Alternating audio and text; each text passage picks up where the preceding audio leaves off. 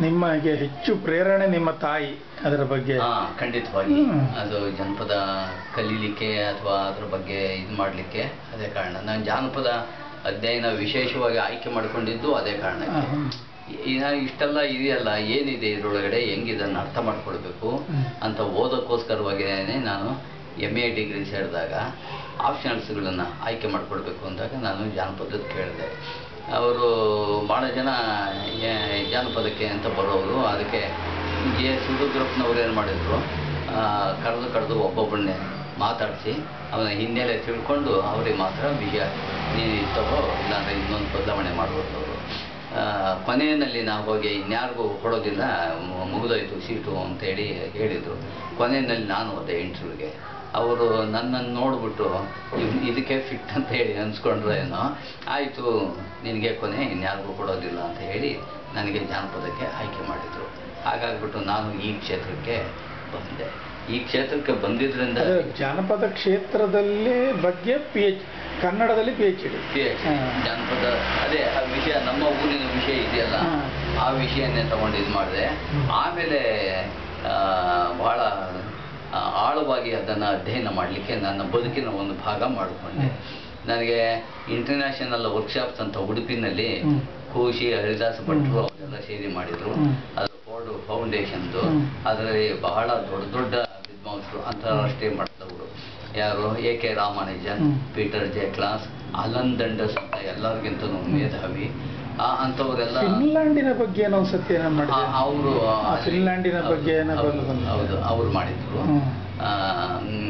ನಾವು ಈ ವರ್ಕ್ಶಾಪ್ನಲ್ಲಿ 2 ವರ್ಷ ಒಂದು 4 ಕಡೆ ನಡೀತು. ಉಡುಪಿ, ಮೈಸೂರು, ಧಾರವಾಡ, ಆಮೇಲೆ ಹೈದರಾಬಾದು. ಆ ಎಲ್ಲ ವರ್ಕ್ಶಾಪ್ಗಳಿಗೂ ನಾನು ಹೋಗಿದ್ದೆ.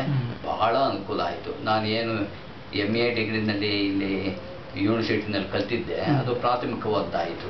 ಆದರೆ ಹೆಚ್ಚು ವಿಸ್ತಾರವಾದ್ದು ಮತ್ತು ಆಳವಾಗಿ ಯೋಚನೆ ಮಾಡಲಿಕ್ಕೆ ಒತ್ತಾಶ ಕೊಟ್ಟಿದ್ದು ಅಲ್ಲಿ ವಿದ್ವಾಂಸರುಗಳು ಹೇಳಿದಂಥ ಪಾಠಗಳು. ನಾನು ಅಷ್ಟಕ್ಕೆ ಸೀಮಿತ ಆಗದೇನೆ, ಅನೇಕರು ನನ್ನ ಜೊತೆಯವರು ಚಿನ್ನದ ಪದಕ ತಗೊಂಡಿದ್ದಾರೆ ಒಬ್ಬರು. ಆದರೆ ಅವರು ಜಾನಪದ ಸಂಬಂಧಪಟ್ಟಂಗೆ ಏನು ಕೆಲಸ ಮಾಡಲಿಲ್ಲ. ಆದರೆ ನಾನು ಅದನ್ನು ಕೊಟ್ಟಾಗಿ ಹಿಡ್ಕೊಂಡು ಇದನ್ನು ಮಾಡಿದೆ. ಏನು ಮಾಡಿದೆ, ಆಳವಾಗಿ ಕ್ಷೇತ್ರ ಕಾರ್ಯಗಳನ್ನು ಮಾಡೋದು, ವಿಮರ್ಶೆ ಮಾಡೋದು, ವಿಶ್ಲೇಷಣೆ ಮಾಡೋದು, ಹೊಸದನ್ನು ಅದರಲ್ಲಿ ರೂಪಿಸೋದು, ಅವೆಲ್ಲ ಮಾಡಿದೆ. ಹಾಗಾಗಿ ನಾನು ಕೆಲವು ಹೊಸ ಪರಿಕಲ್ಪನೆಗಳನ್ನು ಮಾಡಿದೆ, ಹೊಸ ಸಿದ್ಧಾಂತಗಳು ಅನ್ನುವಂಥ ರೂಪದ ವಿಚಾರಗಳನ್ನು ಹೇಳಿದೆ. ಆಮೇಲೆ ಹಳಬರು ಹೇಳಿದ್ದ ವಿಷಯಗಳಲ್ಲಿ ಎಲ್ಲೆಲ್ಲಿ ತಪ್ಪಿದೆ, ಅದರ ಓರೆಕೋರೆ ಏನು ತಿದ್ದಿಯೂ ಲೇಖನಗಳನ್ನ ಮಾಡಿದೆ. ಆಮೇಲೆ ಈ ಗೊಂಬೆ ರಾಮರಿಗೆ ಸಂಬಂಧಪಟ್ಟಂಗೆ ಒಂದು ಹೇಳೋದಾದರೆ, ಅನೇಕರು ನಮ್ಮಲ್ಲಿ ವಿದ್ವಾಂಸರುಗಳು ಈ ಗೊಂಬೆಗಳನ್ನು ಮಾಡಲಿಕ್ಕೆ, ಯಾವುದು ಚಿತ್ತಾರು ಗೊಂಬೆಗಳು, ದನ, ಎಮ್ಮೆ, ಕತ್ತೆ, ಒಂಟೆ ಚರ್ಮಗಳನ್ನು ಬಳಸ್ತಾರೆ ಅಂತೆಲ್ಲ ನಾನು ಬರೆದಿದ್ರು. ನನಗೆ ಆಶ್ಚರ್ಯ ಆಯಿತು. ಯಾಕೆಂದರೆ ನಾನು ಗೊಂಬೆ ರಾಮರ ಸಂಸ್ಕೃತಿ ಅನ್ನೋದು ಒಂದು ಪುಸ್ತಕವನ್ನು ಸಾಹಿತ್ಯ ಅಕಾಡೆಮಿ ಬರೆದಾಗ ಈ ಕಡೆ ಬಳ್ಳಾರಿ, ರಾಯಚೂರು, ಆ ಕಡೆ ಎಲ್ಲನೂ, ಧಾರವಾಡ, ಆ ಕಡೆ ಎಲ್ಲನೂ ಕ್ಷೇತ್ರ ಕಾರ್ಯ ಮಾಡಿದ್ದೆ. ವೀರಣ್ಣವ್ರ ಜೊತೆಲಿ ಅನೇಕ ಊರುಗಳನ್ನು ಸೈಕಲ್ನಲ್ಲಿ ಅಥವಾ ಲಾರಿನಲ್ಲಿ ಎಲ್ಲ ಓಡಾಡಿ ಸುತ್ತಿ ಎಲ್ಲ ನೋಡಿದ್ದೆ. ಇವರೇನು ಹಿಂಗೆ ಬರೆದವರಲ್ಲ, ನಮ್ಮಲ್ಲಿ ಒಂಟೆ ಎಲ್ಲಿದೆ, ಕತ್ತೆ ಚರ್ಮ ಅದೆಲ್ಲಿ ಬಳಕೆ ಮಾಡಲಿಕ್ಕೆ ಸಾಧ್ಯ, ನಮ್ಮವರೆಲ್ಲ ಜಿಂಕೆ ಚರ್ಮವನ್ನು ಮಾತ್ರ ಬಳಕೆ ಮಾಡೋದು ಅಂತ ಹೇಳ್ತಾರೆ. ಆಮೇಲೆ ನಾನು ಅನೇಕ ಹಿರಿಯ ಕಲಾವಿದರನ್ನು ಕೇಳಿದೆ, ಏನು ಹಿಂಗೆ ಕೆಲವರು ಬರೆದವರೇ, ಅದು ನಿಜವಾ ಅಂತ ಕೇಳಿದೆ. ಅವರು ಹೇಳಿದ್ರು, ಇಲ್ಲ ನಮ್ಮಲ್ಲಿ ಕತ್ತೆ ಚರ್ಮ ಎಲ್ಲ ಬಳಕೆ ಮಾಡೋದೇ ಇಲ್ಲ.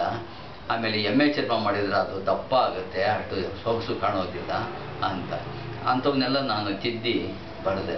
ಆಮೇಲೆ ನಮ್ಮಲ್ಲಿ ಈ ಪಪೆಟ್ಟು ಅನ್ನೋದಕ್ಕೆ, ಆಮೇಲೆ ಲೆದರ್ ಪಪೆಟ್ ಅನ್ನೋದಕ್ಕೆ ಕನ್ನಡದಲ್ಲಿ ತೊಗಲುಗೊಂಬೆ ಆಟ ಅಂತ ಕರೀತಾರೆ.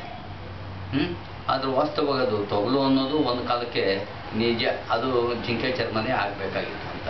ಈಗ ಅದನ್ನು ಬಿಟ್ಟು ಬೇರೆ ಬೇರೆ ಇದನ್ನು ಪಾರದರ್ಶಕ ವಸ್ತುಗಳನ್ನೆಲ್ಲ ಬಳಕೆ ಮಾಡ್ತಾ ಇದ್ದಾರೆ. ಆದ್ದರಿಂದ ಅದಕ್ಕೆ ಚಿತ್ತಾರು ಗೊಂಬೆ ಅಂತ ಕರೆಯೋದೇ ಒಳ್ಳೆಯದು ಅಂತ ಹೇಳಿದೆ. ಅದು ಗೊಂಬೆ ರಾಮರಲ್ಲೂ ಇದೆ. ಹಿಂದೆ ಈ ಚಿತ್ತಾರ ಮರಾಠರು ಅಂತ ಅವ್ರನ್ನ ಕರೆಯೋರು, ಚಿತ್ತಾರು ಗೊಂಬೆಯವರು ಅಂತ ನಾವು ಕರೆಯೋರು. ಯಾಕಂದ್ರೆ ಆ ಗೊಂಬೆಗಳಲ್ಲಿ ಚಿತ್ರ ಮುಖ್ಯನೇ ಹೊರತು ಅದರ ಕಲೆ ಮುಖ್ಯನೇ ಹೊರತು ಅದು ಯಾವುದ್ರಲ್ಲಿ ಮಾಡಿದ್ದಾನೆ ಅನ್ನೋದು ಮುಖ್ಯ ಅಲ್ಲ. ಆಮೇಲೆ ಇನ್ನು ಕೆಲವರು ಅದನ್ನ ಶಾಡೋ ಪಪೆಟ್ ಅಂತಲೂ ಕರೀತಾರೆ. ವಾಸ್ತವವಾಗಿ ನಾವು ನೋಡೋದು ಶಾಡೋ ಅಲ್ಲ, ಚಿತ್ರಗಳನ್ನೇ. ಶಾಡೋ ಪಪೆಟ್ ಅಂತಂದ್ರೆ ಬೇರೆ, ಅದು ನೆರಳು ಗೊಂಬೆ ಅಂತ ಆಗುತ್ತೆ. ಯಾವುದು ಈ ಪರದೆ ಮೇಲೆ ನೆರಳಿನ ಆಕಾರದ ಚಿತ್ರಗಳನ್ನ ನೋಡೋದು. ಈ ರೀತಿ ಅನೇಕ ವಿದ್ವಾಂಸರುಗಳಲ್ಲಿ ಈ ತಪ್ಪು ಕಲ್ಪನೆ ಇತ್ತು, ಅಂಥದ್ದೆಲ್ಲ ತಿದ್ದಿ ಹೇಳಕ್ಕೆ ಸಾಧ್ಯ ಆಯಿತು. ಆಮೇಲೆ ನೀವು ವೃತ್ತಿಯಾಗಿ ಇದಾದ್ಮೇಲೆ ನೀವೊಂದು ಕಾಲೇಜಲ್ಲಿ ಶಿಕ್ಷಕರಾಗಿ ಸೇರಿದ್ರಿ. ಇಲ್ಲಿ ಅದು ಮೊದಲು ನಾನು ಮೊದಲು MA ಮುಗಿದ ಮೇಲೆ ಈ ಕೆಲಸಕ್ಕೆ ಗ್ಯಾರಂಟಿ ಇರಲಿಲ್ಲ. ಇದು ಲೆಕ್ಚರ್ ಪೋಸ್ಟೇ ಸಿಗ್ತದೆ ಅನ್ನೋವಂಥದ್ದು ಇರಲಿಲ್ಲ. ಅದಕ್ಕೆ ಏನು ಮಾಡೋದು ಸುಲಭ ಅಂತ ಹೇಳಿ ನಮ್ಮಣ್ಣ ಏನು ಮಾಡಿದ್ರು, ಈ ಕಂಠೀರವ ಸ್ಟುಡಿಯೋದಲ್ಲಿ ಶ್ರೀರಾಮುಲು ಅಂತ ಹೇಳ್ಬಿಟ್ಟು, ರಾಮುಲು ಅಂತ ಅವರೊಬ್ಬರು ಎಡಿಟರ್ ಇದ್ರು, ಫಿಲ್ಮ್ ಎಡಿಟಿಂಗ್ ಮಾಡೋವಂಥವ್ರು. ಅವ್ರ ಹತ್ರ ಕರ್ಕೊಂಡೋಗಿ ಬಿಟ್ಟರು, ಇಲ್ಲಿ ಕಲ್ತ್ಕೋ, ಮುಂದೆ ಅನುಕೂಲ ಆಗ್ಬೋದು ಅಂತ. ನಾನು ಅಲ್ಲಿ ಹೋಗಿ ಸುಮಾರು 1 ವರ್ಷ ಭಾಳ ಊಟ ಇಲ್ಲದೆ ಕೆಲಸ ಮಾಡಿದ್ದೀನಿ. ಬೆಳಿಗ್ಗೆ ಮನೆಯೊಳಗೂ ತಿನ್ನಕ್ಕಾಗ್ತಾ ಇರಲಿಲ್ಲ. ಅಲ್ಲಿಂದ HMT ಕಾಲೋನಿಯಿಂದ ಕಂಠೀರವ ಸ್ಟುಡಿಯೋಕ್ಕೆ ಸುಮಾರು ಒಂದು 3 ಮೈಲಿ ದೂರ. ಫಿಲ್ಮ್ ಎಡಿಟಿಂಗ್ ಎಲ್ಲ ಅಲ್ಲಿಗೆ ಓಡ್ತಾನೆ ಹೋಗಿ ಒಂದು. ಯಾಕಂದ್ರೆ ಯಾವ ಫಿಲ್ಮ್ ಎಲ್ಲ ಎಡಿಟ್ ಮಾಡಿದ್ದೀರಿ ಹೇಳ್ತೀನಿ. ಓಡ್ತಾನೆ ಹೋಗ್ಬೇಕಾಗಿತ್ತು, ಯಾಕೆಂದ್ರೆ ಬಸ್ ಇಲ್ಲ. ಆಮೇಲೆ ಬೇರೆ ಕಡೆಯಿಂದ ಸುತ್ತಾಕೊಂಡು ಹೋಗ್ಲಿಕ್ಕೂ ದುಡ್ಡು ಕೊಡೋಕ್ಕೂ ಸಾಧ್ಯ ಇಲ್ಲ. 8 ಕಿಲೋಮೀಟರ್ ಇದೆ ಆಗುತ್ತೆ. ಒಂದು 2, 3, 4 ಕಿಲೋಮೀಟರ್ ಆಗೋದು. ಹೋಗ್ಲಿಕ್ಕೆ ಬರ್ಲಿಕ್ಕೆ 4. ಓಡ್ತಾನೆ ಹೋಗಿ ಅವನು. ಆಮೇಲೆ ಬೆಳಿಗ್ಗೆನೂ ಮನೆಯೊಳಗೆ ಏನು ಅಷ್ಟೊತ್ತಿಗೆ ತಿನ್ಲಿಕ್ಕೆ ಆಗ್ತಾ ಇರಲಿಲ್ಲ. ಅಲ್ಲೂ ಊಟ. ಶ್ರೀರಾಮುಲು ಯಾವ ಊರಿನವರು? ಅವರು ತಮಿಳ್ನಾಡಿನವರು, ರಾಮುಲು ಅಂತ. ನಿಮಗೆ ತಮಿಳು ಬರ್ತದೆ?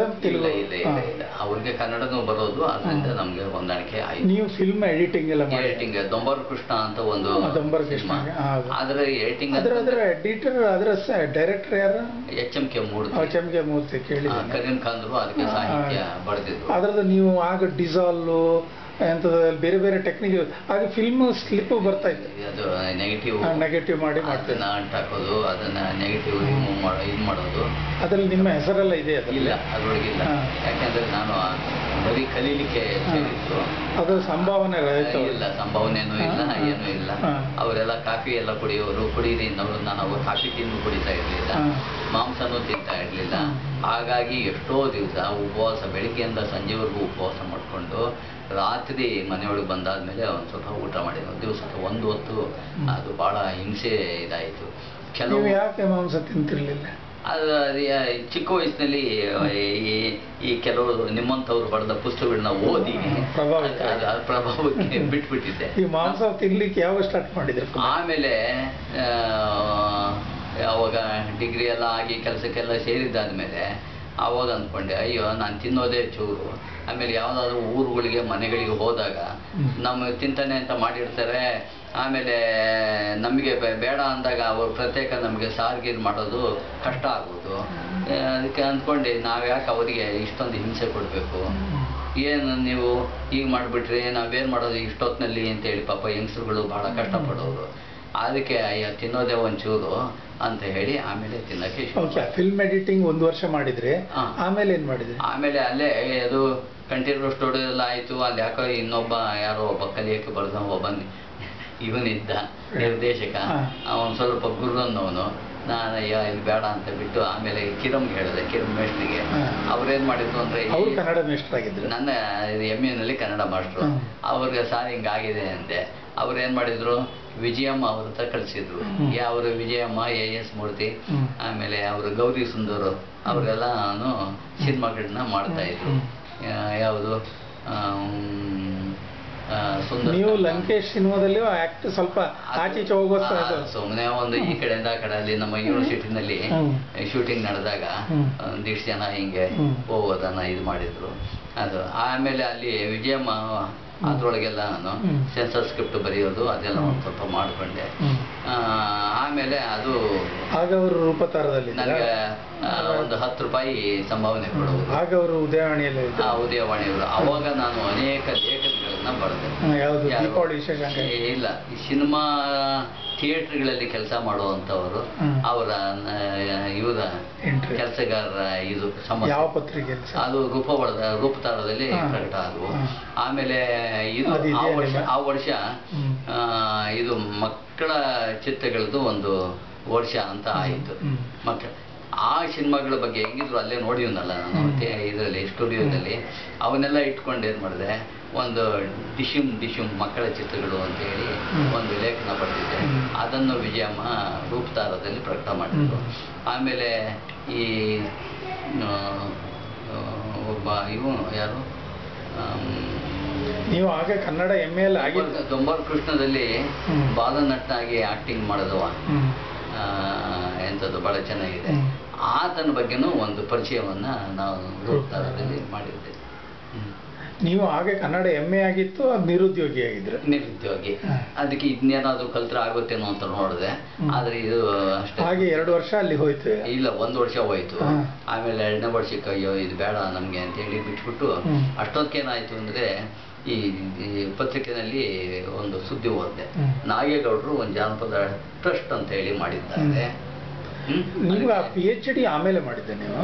ಆಮೇಲೆ ನಾನು ಕೆಲಸಕ್ಕೆ ಸೇರಿಕೊಂಡ ಮೇಲೆ ಆಮೇಲೆ ಸಿಬ್ಬಂದಿ ಅಲ್ಲಿ ಹಾಗೆ ಜನಪದ ಅಕಾಡೆಮಿ ಸ್ಟಾರ್ಟ್ ಆಗಿತ್ತು? ಇಲ್ಲ, ಆಮೇಲೆ ಇನ್ನು ತಡ. ಆಮೇಲೆ ನೀವು ಜನಪದ ಅಕಾಡೆಮಿಯಲ್ಲಿ ಸದಸ್ಯರಾಗಿದ್ರ ಯಾವಾಗ್ಲಾದ್ರು? ನಾಗೇಗೌಡರ ಹತ್ರ ಟ್ರಸ್ಟ್ ಶುರುವಾಯಿತು ಅಂದಾಗ ಅಲ್ಲಲ್ಲೇ ಇದು ನನ್ನಂತವನಿಗೆ ಸರಿ ಅದು, ಯಾಕೆಂದ್ರೆ ನಾನು ಆ ಕ್ಷೇತ್ರದಲ್ಲಿ ಈಗಾಗಲೇ ಇಷ್ಟೆಲ್ಲ ಕೆಲಸ ಮಾಡಿದ್ದೇನೆ, ಕ್ಷೇತ್ರ ಕಾರ್ಯನೂ ಮಾಡಿದ್ದೇನೆ, ಅಧ್ಯಯನ ಮಾಡಿದ್ದೀನಿ, ಬರವಣಿಗೆನೂ ಮಾಡಿದ್ದೇನೆ. ನನಗೆ ಕೊಡದೆ ಇನ್ಯಾರಿಗೆ ಕೊಡ್ತಾರೆ, ಹೋಗಿ ಕೇಳಬೇಕು ಅಂತ ಹೇಳ್ಬಿಟ್ಟು ನಮ್ಮ ಭಾವನಿಗೆ ಹೇಳಿದೆ. ಅವರು ಅವರಿಗೆ ಫ್ಯಾಕ್ಟ್ರಿನಲ್ಲಿ ಗೊತ್ತಿದ್ದವರು ಒಬ್ಬರು ರಾಮಕೃಷ್ಣೇಗೌಡ ಅಂತಲೇ ಏನೋ, ಆಯ್ತಪ್ಪ ಅವ್ರಿಗೆ ಹೇಳ್ತೀನಿ ಅಂತ ಅವ್ರ ಹತ್ರ ಮಾತಾಡಿದರು. ಅವರು ಆಯಿತು ನಾನು ಕರ್ಕೊಂಡು ಹೋಗ್ತೀನಿ, ನನಗೆ ಪರಿಚಯ ಇದ್ದಾರೆ ಅಂದರು. ಒಂದು ದಿವಸ ಬೆಳಗ್ಗೆ ಕರ್ಕೊಂಡೋದ್ರು. ಹೋಗಿ ಏನು ಮಾಡ್ತೀರಿ ಹೆಂಗೆ ಅಂತ ಹೇಳಿ ನೋಡಿ, ಒಂದು ಬರವಣಿಗೆ ಮಾಡಲಿಕ್ಕೆ ಒಂದು ಅರ್ಜಿ ಬರ್ಕೊಡಿ ಅಂತಂದರು. ಬರ್ಕೊಟ್ಟೆ. ಅದೆಲ್ಲ ನೋಡಿದ್ದಾದ್ಮೇಲೆ ಇದು ನಮಗೆ ಬರವಣಿಗೆ ಇದೆ, ಈತನಿಗೆ ಫಿಟ್ ಆಗ್ತೇನೆ ಅಂತ ಹೇಳ್ಬಿಟ್ಟು ಅವ್ರದ್ದೇ ಜನಪದ ಲೋಕ ಆಮೇಲೆ ಆಗಿತ್ತು. ಅಲ್ಲಿ ನಾನು 3 ವರ್ಷ ಕೆಲಸ ಮಾಡಿದೆ. ಭಾಳ ವಿಶೇಷವಾದಂಥ ಕೆಲಸಗಳು. ನನಗೆ ಆ ಕಾಲದ ದೊಡ್ಡ ದೊಡ್ಡ ಕಲಾವಿದರು, ವಿದ್ವಾಂಸರುಗಳೆಲ್ಲನೂ ನನಗೆ ಅಲ್ಲಿ ಪರಿಚಯ ಆದರು. ನಮ್ಮ ಜೊತೆಯ ಅನೇಕ ವಿದ್ವಾಂಸರುಗಳಿಗೆ ಅವರೆಲ್ಲ ಪರಿಚಯ ಇಲ್ಲ. ಯಾಕೆಂತಂದರೆ ನಾನು ಇದ್ದ ಜಾಗ ಅದು ಮತ್ತು ಅವಧಿ ಅದು. ಗುಲ್ಬರ್ಗಾದಿಂದ ಹಿಡಿದು ಈ ಕಡೆ ಮಂಗಳೂರುವರೆಗೂ, ಧಾರವಾಡ ಈ ಕಡೆವರೆಗೂ, ಉತ್ತರ ಕರ್ನಾಟಕದವರೆಗೂ ಇದ್ದಂಥ ಅನೇಕ ವಿದ್ವಾಂಸರುಗಳು ಮತ್ತು ಇವರು ಕಲಾವಿದರು. ನಾನು ಅವ್ರ ಬಗ್ಗೆಲ್ಲೂ ಅವಾಗ ಅಲ್ಲೇ ಜಾನಪದ ಟ್ರಸ್ಟ್ನಲ್ಲಿ ಇದ್ದಾಗಲೇ ಜಾನಪದ ಜಗತ್ತು ಅಂತ ಒಂದು ಪತ್ರಿಕೆಯನ್ನು ಮಾಡೋಕ್ಕೆ ಶುರು ಮಾಡಿದರು. ಅದಕ್ಕೆ ಪ್ರಾರಂಭಕ್ಕೆ ಇವರು ಗೋರುಚ, ಇವರು ಯಾರು ಕಪ್ಪಗೌಡ ಇವರೆಲ್ಲನೂ ಸಂಪಾದಕರಾಗಿ ಮಾಡೋರು, ನಾನು ಸಹಾಯಕನಾಗಿದ್ದೆ. ಕೊನೆಗೆ ಅವರೆಲ್ಲನೂ ಬಿಟ್ಟಾಗ ನೀವೇ ಸಂಪಾದಕ ಕೆಲಸ ಮಾಡಿ ಅಂದರು. ಹಾಗಾಗಿ ನಾನೇ ಅದರ ಜವಾಬ್ದಾರಿಯನ್ನು. ಎಷ್ಟು ವರ್ಷ ಮಾಡಿದ್ರಿ? ಅದು ಒಟ್ಟು ಒಂದು 3 ವರ್ಷ ಅಲ್ಲಿ ನಾನು ಕೆಲಸ ಮಾಡಿದೆ. ಆವಾಗ ಪ್ರತಿ ತಿಂಗಳು ಅದಕ್ಕೆ ಯಾರನ್ನಾದರೂ ಒಬ್ಬ ಕಲಾವಿದರದ ಪರಿಚಯ ಅಥವಾ ವಿದ್ವಾಂಸರ ಪರಿಚಯ ಅಥವಾ ಬೇರೆ ಜಾನಪದಕ್ಕೆ ಸಂಬಂಧಪಟ್ಟ ಬೆಂಗಳೂರಲ್ಲಿ ಇತ್ತು. ಕುಮಾರ ಪಾರ್ಕ್ನಲ್ಲಿತ್ತು. ಆ ವಿಷಯಕ್ಕೆ ಸಂಬಂಧಪಟ್ಟಿದ್ದು ತುಂಬ ಲೇಖನಗಳನ್ನು ನಾನು ಅವಾಗ ಬರೀತಾ ಇದ್ದೆ. ಸಂಬಳ ಎಲ್ಲ ಬರ್ತಿತ್ತು? ಸಂಬಳ ನನಗೆ ಅವಾಗ 350 ರೂಪಾಯಿ ಕೊಡ್ತೀನಿ ಅಂತ ಹೇಳಿದ್ರು. ನಮ್ಮ ಹತ್ರ ಹಣ ಇಲ್ಲ, ಟ್ರಸ್ಟಿಗೆ ಬೇರೆ ಆದಾಯ ಇಲ್ಲ, ಅದು ಇರೋದು 1 ಲಕ್ಷ ರೂಪಾಯಿ, ಅದರಲ್ಲಿ ಬರೋ ಬಡ್ಡಿ ಕಾಸಿನಲ್ಲಿ ನಿಮಗೆ ಕೊಡಬೇಕು ಅಂತೇಳಿ 350 ರೂಪಾಯಿ ಕೊಡ್ತೀವಿ ಅಂತೇಳಿ ಅವರು ನಾಗೇಗೌಡರು, HL ನಾಗೇಗೌಡ ಅವರು ಈ ಕ್ಷೇತ್ರಕ್ಕೆ ಅವ್ರಿಗಿದೆ. ಅವರು ಜನಪದ ವಿದ್ವಾಂಸರು. ಅಂದರೆ ಜನಪದ ವಿದ್ವಾಂಸರು ಅಂತ ಹೇಳೋದು ಕಷ್ಟ, ಆದರೆ ಜನಪದದಲ್ಲಿ ಆಸಕ್ತಿಯಿಂದ ಇಟ್ಕೊಂಡು ಕೆಲಸ ಮಾಡೋದು. ಅವರಿಗೆ ಈ ಜಾನಪದ ಅವರ ಊರಿನ ಶೋಭನೆ ಚಿಕ್ಕಮ್ಮ ಇವರೆಲ್ಲರ ಮೇಲೆ. ಅವರು ಮಂಡ್ಯ ಕಡೆಯವರು. ಮಂಡ್ಯ ಹತ್ರ ಇದು ಯಾವುದು ಇದು ಬರ್ತದಲ್ಲಿ ನಾಗತಿಹಳ್ಳಿ ಅವೆಲ್ಲ ಬರ್ತವೆ, ಅಲ್ಲಿ ಆ ಊರಿನವರು ಅವರು. ನೀವು ಸಿನಿಮಾ ಹೆರಗನಹಳ್ಳಿ ಸಿನಿಮಾ ಸಾಹಿತ್ಯ ನಾಟಕ ಕ್ಷೇತ್ರಕ್ಕೆ ಹೋಗಿಲ್ವಾ? ನಾಟಕದಲ್ಲೂ ನಾನು ಚಿಕ್ಕವನಿದ್ದಾಗ ನಮ್ಮ ಊರಿನಲ್ಲಿ ನಾಟಕ ಆಡೋರು ನೋಡೋದು ಜೊತೆಗೆ ಬೆಂಗಳೂರಲ್ಲಿ ನೀವು ಅದರಲ್ಲಿ ಬೆಂಗಳೂರಿನಲ್ಲೂ ನಾನು ನಮ್ಮ BA ಡಿಗ್ರಿನಲ್ಲಿದ್ದಾಗ ಬರ್ಗೂರ್ ಅವರು ಕಾಲೇಜು ವಿದ್ಯಾರ್ಥಿಗಳಿಗೆ ಈ ನಾಟಕ ಸ್ಪರ್ಧೆ ಮಾಡಿದಾಗ ನಾಟಕಗಳು ಮಾಡಿಸೋರಲ್ಲ, ಅವ ನನಗೂ ಒಂದ್ಸಾರಿ ಒಂದು ಪಾತ್ರವನ್ನು ಕೊಟ್ಟಿದ್ರು. ಅವೆಲ್ಲ ಸಣ್ಣ ಪುಟ್ಟದ್ದು.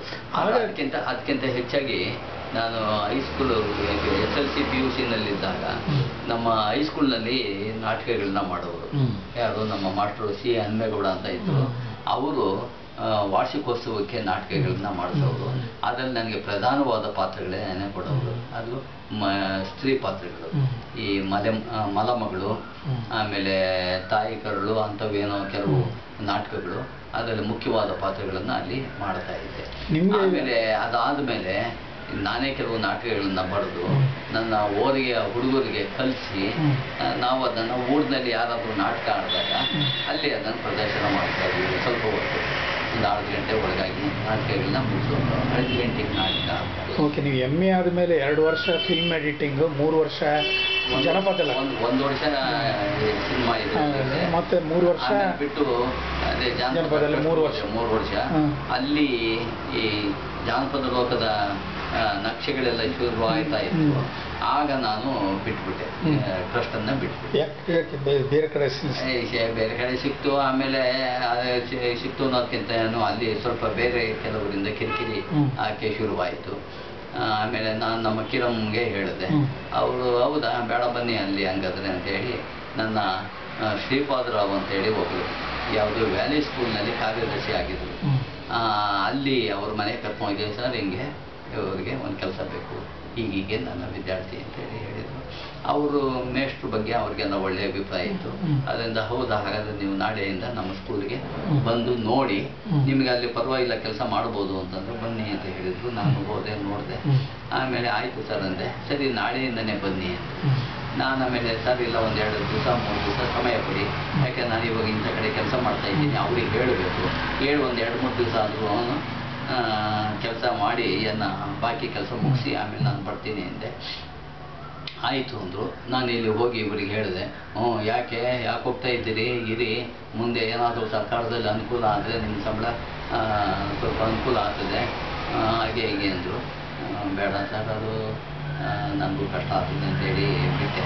ಏನು ಮಾಡೋದು ಅಂತಂದರು. ಅಷ್ಟೊತ್ತಿಗೆ ಒಬ್ಬರು ಸ್ನೇಹಿತರು ಬಂದರು ಅಲ್ಲಿಗೆ. ಅವರು ಅವಾಗ ಬರೋರು, ಹಾಗೆ ಬಂದು ಹೋಗ್ತಾ ಇದ್ದವರು. ಅಕಸ್ಮಾತ್ ಅವರು ಬಂದಿದ್ರೆ ನೋಡಿ ಸರ್ ಇವರು ಬಂದಿದ್ದಾರೆ, ಇವ್ರನ್ನ ನೀವು ಇಳಿಸ್ಕೊಳ್ಳಿ, ಕೆಲಸ ಮಾಡ್ತಾರೆ ಅಂತ ಹೇಳಿ ಅವ್ರನ್ನ ಅಲ್ಲಿ ಇಳಿಸ್ಬಿಟ್ಟು ನಾನು ಅಲ್ಲಿಂದ ಅದೇ ಕಾಲೇಜಲ್ಲಿ ಲೆಕ್ಚರ್ ಆಗಿ ಸೇರಿದ್ರೆ ಶ್ರೀಪಾದ್? ಇಲ್ಲಪ್ಪ, ಕಾಲೇಜ್ ಅಲ್ಲ, ಅದು 1ನೇ ಕ್ಲಾಸ್ನಿಂದ 12ನೇ ಕ್ಲಾಸ್ನವರೆಗೂ ವ್ಯಾಲಿ ಸ್ಕೂಲ್ನಲ್ಲಿ ಕನ್ನಡ ಮಾಸ್ಟರ್ ಆಗಿ ಸೇರಿದೆ. ಎಲ್ಲಿ, ಯಾವ ಊರು ಅದು? ಕನಕಪುರ ರೋಡ್. ಅಲ್ಲಿ ಎಷ್ಟು ವರ್ಷ ಕೆಲಸ ಮಾಡಿ? ಅಲ್ಲಿ 1 ವರ್ಷ ಸುಮಾರು. ಆವಾಗ ನನಗೆ 1000 ರೂಪಾಯಿ ಸಂಬಳ. ಯಾವ ಇಸ್ವಿ ಸರ್ ಇದು? ಅದು ಇಸ್ವಿ ಎಲ್ಲ 82 ಅಲ್ಲ 81ನೇ ಇಸ್ವಿ. ಅಲ್ಲಿ 1 ವರ್ಷ ಮಾಡಿದ್ರೆ ಆಮೇಲೆ 82 ಅಲ್ಲಿ ಮಾಡ್ತಾ ಇದ್ದಾಗೇನೆ ಈ ಸರ್ಕಾರದ ಸಾರ್ವಜನಿಕ ಶಿಕ್ಷಣ ಇಲಾಖೆನಲ್ಲಿ ಈ ಇದಕ್ಕೆ ಯಾವುದಕ್ಕೆ ಈ PU ಇದಕ್ಕೆ ಇವರು ಎಂಥದ್ದು ಗುತ್ತಿಗೆ ಆಧಾರದ ಮೇಲೆ ಸ್ಥಳೀಯ ಅಭ್ಯರ್ಥಿಯಾಗಿ ಹುದ್ದೆಗೆ ತಗೊಳ್ತೀವಿ ಅಂತ ಹೇಳಿದರು. ಆವಾಗ ಅರ್ಜಿ ಹಾಕಿದ್ದೆ. ಅದು ಸ್ವಲ್ಪ ಕಾಲ ಸಿಕ್ಕಿರಲಿಲ್ಲ, ಇಂಟರ್ವ್ಯೂ ಅದೆಲ್ಲ. ನಾನು ಆಮೇಲೂ ಏನಾಗಿತ್ತು, ನನಗೆ ಒಂದು ಆಯ್ಕೆ ಪತ್ರವನ್ನು ಕಳಿಸ್ಕೊಟ್ಟಿದ್ದಾರೆ. ನಮ್ಮ ಅಕ್ಕನ ಮನೆಗೆ ಹೋಗಿದ್ದೆ. ನಾನು ಅಷ್ಟೊಂದು ನಮ್ಮ ಅಕ್ಕನ ಮನೆಗೂ ಹೋಗ್ತಾ ಇರಲಿಲ್ಲ, ನಿಲ್ಲಿಸ್ಬಿಟ್ಟಿದ್ದೆ. ಹೀಗಾಗ್ಬಿಟ್ಟು ಅದು ನನ್ನ ಕೈಗೆ ಸಿಕ್ಕಿರಲಿಲ್ಲ. ಸರಿ ನೋಡೋಣ ಅಂತೇಳಿ ನಾನು ಸರಿ ಇಲಾಖೆ ಹತ್ರ ಹುಡುಕೊಳ್ಳೋದೆ, ಯಾಕೆ ಬಂದಿಲ್ಲ ನನಗೆ ಅಂತ. ಅವರು ಅಯ್ಯೋ ನಾವು ನಿಮಗೆ ಹುಡುಕ್ತಾ ಇದ್ವಿ, ನಿಮಗೆ ಪತ್ರ ಕಳಿಸಿದ್ವಿ, ನೀವು ಇವತ್ತು ಬಂದಿದ್ದೀರಿ ಅಂತಂದರು. ಅಷ್ಟೊತ್ತಿಗೆ ಆ ಕಾಲೇಜಿನ ಒಬ್ಬ ಇವರು ಇನ್ಚಾರ್ಜ್ ಪ್ರಿನ್ಸಿಪಾಲ್ರನ್ನ ಹುಡುಕೊಂಬಂದಿದ್ರು. ಇವರು ನಮಗೆ ಬಂದಿಲ್ಲ, ಇನ್ನೊಬ್ಬ ನಾನಾದರೂ ಹಾಕಿ ಅಂತ. ಅವಾಗ ನಾನು ಹೋದ ನೋಡ್ಬಿಟ್ಟು ಸಂತೋಷ ಆಗಿ ಅಯ್ಯೋ ಬನ್ನಿ ಬೇಗ ಇಂಥ ಕಡೆ ಬನ್ನಿ ಹೋಗೋಣ ಅಂತೇಳಿ ಅಂತ ಹೋಗಿ ಅಲ್ಲಿ ಬೆಳಗುಂಬ ಅಂತೇಳಿ ಅರಸೀಕೆರೆ ತಾಲೂಕು ಅಲ್ಲಿ ಒಂದು ಅನುಕೂಲ ಮಾಡಿಕೊಟ್ಟು ಅಲ್ಲಿ ಇದ್ವಿ. ಅದು ನಮ್ಮ ಮೊದಲನೆಯದು 1,500 ರೂಪಾಯಿನೋ 1 ಬೆಳಗುಂಬ ಅಂತ. ಎಲ್ಲಿರೋದು ಅದು ಅರಸೀಕೆರೆ ತಾಲೂಕಿನಲ್ಲಿ ಬರ್ತದೆ. ನೀವು ಹಾಸನದಲ್ಲಿ? ಹಾಸನ ತಾಲೂಕು, ಇದು ಜಿಲ್ಲೆ. ಅದು ಜಿಲ್ಲೆಯಲ್ಲಿ ತಿಪ್ಟೂರಿಂದ ಮುಂದೆ ಅಲ್ಲಿ PUC ಕಾಲೇಜಿಗೆ ಕನ್ನಡ ಮೊದಲು ಕನ್ನಡ ಮಾಸ್ಟರ್ ಆಗಿ, ಅದು ಗುತ್ತಿಗೆ ಆಧಾರದ ಮೇಲೆ. ಗುತ್ತಿಗೆ ಆಧಾರದಲ್ಲಿ. ಆಮೇಲೆ ಅಲ್ಲಿ ಒಂದು 3 ವರ್ಷ ಮಾಡ್ತಾ ಇದ್ದಂಗೆ ಈ PSC ನಲ್ಲಿ ಅರ್ಜಿ ಕಟ್ತಿದ್ರಲ್ಲ, ಅಲ್ಲಿ ಹಾಕಿದ್ದೆ. ಅದು ಸ್ವಲ್ಪ ತಡವಾಗಿ ಆಯ್ಕೆಗಳಾದವು. ಆಮೇಲೆ ಅದು PSC ನಿಂದನೇ ಆಯ್ಕೆ ಆಯಿತು. ಮೊದಲನೇ ಅಟೆಂಪ್ಟಿಗೆ ಆಗಲಿಲ್ಲ, ಪಬ್ಲಿಕ್ ಸರ್ವಿಸ್ ಕಮಿಷನ್. ಹೌದು, KPSC. ಆಮೇಲೆ 2ನೇ ಅಟೆಂಪ್ಟಿಗೆ ಹೋದಾಗ ಆಯ್ಕೆ ಆಗಿತ್ತು. ಆವಾಗ ಈ ಹೈಸ್ಕೂಲ್ನಲ್ಲಿ ನನಗೆ ಯಾರು ಮಾಸ್ಟರ್ ಆಗಿದ್ರು, ನಾಟಕ ಎಲ್ಲ ಕಳಿಸ್ತಾ ಇದ್ರು, CN ಹನುಮೇಗೌಡ ಅಂತ ನಮ್ಮೂರವರು, ಅವರೇ ಇಲ್ಲಿ ಡೈರೆಕ್ಟರ್ ಆಗಿದ್ರು ಸಾರ್ವಜನಿಕ ಶಿಕ್ಷಣ ಇಲಾಖೆಗೆ. ಅವ್ರ ಹತ್ರ ಹೋಗಿ ಹೇಳಿದೆ, ಸರ್ ಹಿಂಗೆ ನನಗೆ ಕನಸವಾಡಿಗೆ ಖಾಲಿ ಇದೆಯಲ್ಲ, ನನಗೆ ಹಾಕ್ಕೊಡಿ, ನಾನೀಗ ಅಲ್ಲಿ ಅರಸೀಕೆರೆ ಹತ್ರ ಇದ್ದೀನಿ, ನನಗೆ ಊರ ಕಡೆನೂ ಅನುಕೂಲ ಆಗುತ್ತೆ ಅಂತ. ಅವರು ಚೆನ್ನಾಗಿ ಗೊತ್ತಿದ್ರು. ಹಾಗಾಗ್ಬಿಟ್ಟು ಅದೊಂದು ಅನುಕೂಲವನ್ನು ನನಗೆ ಮಾಡಿಕೊಟ್ರು. ಆವಾಗ ನಾನು ಕನಸವಾಡಿಗೆ ಬಂದು ಸೇರಿಕೊಂಡೆ. ಕನಸವಾಡಿಗೆ ಸೇರ್ಕೊಂಡು ಅಲ್ಲಿ ಸುಮಾರು 9 ವರ್ಷ ಕೆಲಸ ಮಾಡಿದೆ. ಅಲ್ಲಿ ಕನ್ನಡ ಮಾಸ್ಟರ್. ಅದು PUCಗೆ. ಅವಾಗಲೇ PhD ಮಾಡಲಿಕ್ಕೆ ನಾನು ಮರಳು ಸಿದ್ದಪ್ಪನ ಹತ್ರ ಹೋದೆ. ಸರಿ, ಅಲ್ಲಿ ಬೆಳಗುಂದಲ್ಲಿದ್ದಾಗಲೇ ನಾನು ಕೇಳಿದ್ದೆ, ಆಯಿತು ಅಂತ ಹೇಳಿದರು. ಈ ಕನಸವಾಡಿಗೆ ವರ್ಗಾವಣೆ ಆದಮೇಲೆ ನಮ್ಮ ಊರಿನಲ್ಲೇ ಇದ್ಕೊಂಡು ನನ್ನ PhD ಮುಂದುವರಿಸಲಿಕ್ಕೆ ಭಾಳ ಅನುಕೂಲ ಆಯಿತು. ಈ ನಡುವೆ ನೀವು ಪ್ರಜಾವಾಣಿಯಲ್ಲಿ BV ರಾಮಮೂರ್ತಿ ಚಿತ್ರಗಳಲ್ಲಿ ಬರ್ತಾ ಇದ್ದಾಗ ಚಿತ್ರಗಳು ಬರೋವು. ಕಿಡಿ ಶೇಷಪ್ಪ ಅವರೆಲ್ಲ ನಮಗೆ ಅವರ ಹೆಸರನ್ನೆಲ್ಲ ಕೇಳಿದ್ದೆ, ಶೇಷಪ್ಪ ಅವ್ರದ್ದು. ಆದರೆ ನಾವು ಅವನ್ನೆಲ್ಲ ನೋಡೋ.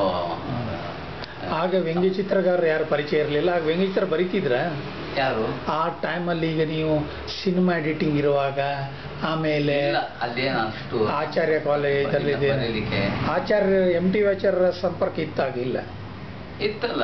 ಆದ್ರೆ ಅಷ್ಟೇ ಕಲಿತೆ, ಆಮೇಲೆ ಬಿಟ್ಟೆ ನಾನು. ಆಮೇಲೆ ಹೆಚ್ಚಿಗೆ ಚಿತ್ರಕಲೆಕ್ಕೇನು ಬರಲಿಲ್ಲ. ಅವರು ತೀರೋದ್ರಲ್ಲ, ಅವರು ತೀರೋಗಿದ್ರಿಂದ ಆ ಕಡೆ ಹೋಗೋ ಪ್ರಮೇಯನೇ ಬರ್ತಾ ಇರ್ಲಿಲ್ಲ. ಹಡಪದ್ ಮಾತ್ರ ಸ್ವಲ್ಪ ಕಾಲ ಒಡನಾಟ ಇತ್ತು. ಅವ್ರು ತೀರೋ ಹಾಗೆ ಗುಜ್ಜರಪ್ಪ ಅವ್ರದೆಲ್ಲ ಸಂಪರ್ಕ ಅದೇ. ಅವಾಗ ಅಲ್ಲೇನೆ ಅನೇಕರು ಪರಿಚಯ ಆದರು. ಇದು ಯಾವುದು ವ್ಯಂಗ್ಯ ಚಿತ್ರಗಳನ್ನ ನಾನು ಬರೀಲಿಕ್ಕೆ ಶುರು ಮಾಡಿದ್ದು BA ಡಿಗ್ರಿನಲ್ಲಿ ಇದ್ದಾಗ. ಅವಾಗ ಶುರು ಮಾಡಿದೆ. ಕೆಲವೆಲ್ಲ ನಾನು ತಗೊಂಡು ಪ್ರಜಾವಾಣಿ ಕಚೇರಿಗೆ ಮಯೂರಕ್ಕೆ ಕೊಡ್ತಾ ಇದ್ದೆ. ಅಲ್ಲಿ MB ಸಿಂಗ್ ಇದ್ರು. ಅವರು ಚಿತ್ರಗಳು ನೋಡಿ ಆಯಿತು ಹಾಕ್ಕೊಳ್ತೀವಿ ಅಂತ ಅವ್ರು ಹಾಕ್ಕೊಳ್ಳೋರು. ಆಮೇಲೆ ಇವರಿದ್ರು, ವೈಕುಂಠರಾಜು ಇದ್ರು, ಆಮೇಲೆ YNK ಇದ್ರು. ಅವರೆಲ್ಲರೂ ಅಲ್ಲಿ ಪರಿಚಯ ಆದವರು. ನೀವು ವಿನೋದದಲ್ಲಿ ಆಗ್ಲೂ ಬರೀತಿದ್ರ? ಇಲ್ಲ, ಇತ್ತೀಚೆಗೆ ಮಾಡಿದ್ದು. ಇದರಲ್ಲಿ ಅವಾಗಿಂದ ನಾನು. ನೀವು ಅಲ್ಲಿ PhD ಮಾಡಿದ್ರೆ, ಅಲ್ಲಿ ಕನಸವಾಡಿ ಇರುವಾಗಲೇ PhD ಮಾಡಿದ್ರೆ? PhD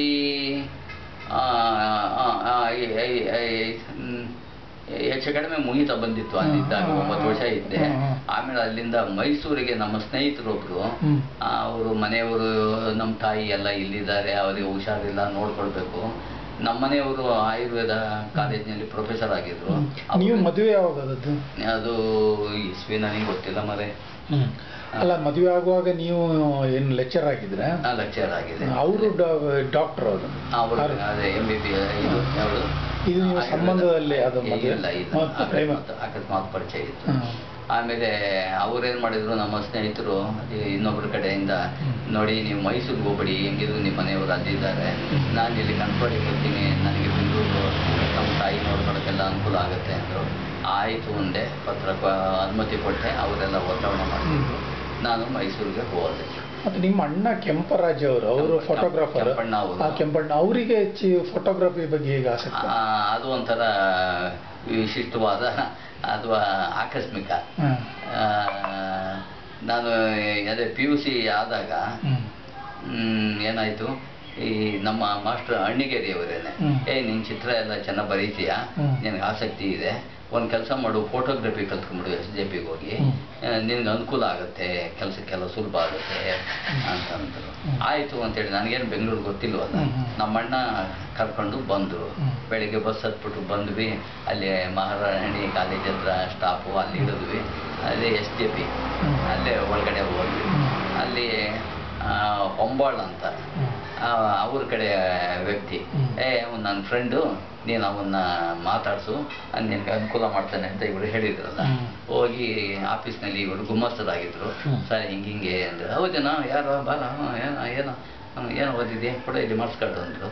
ತೆಗೆದೆಲ್ಲ ನೋಡಿ, ನಿನಗೆ ಕೊಡೋಕ್ಕಾಗಲ್ಲ ಸೀಟು ಅಂದರು.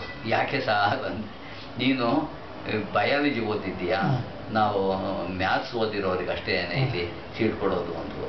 ನಾನು ತಕ್ಷಣ, ಹೌದಾ ಸರ್, ಹಂಗಾದ್ರೆ ನಮ್ಮ ಅಣ್ಣನ ಕೊಟ್ಬಿಡಿ ಸರ್ ಅಂತೆ.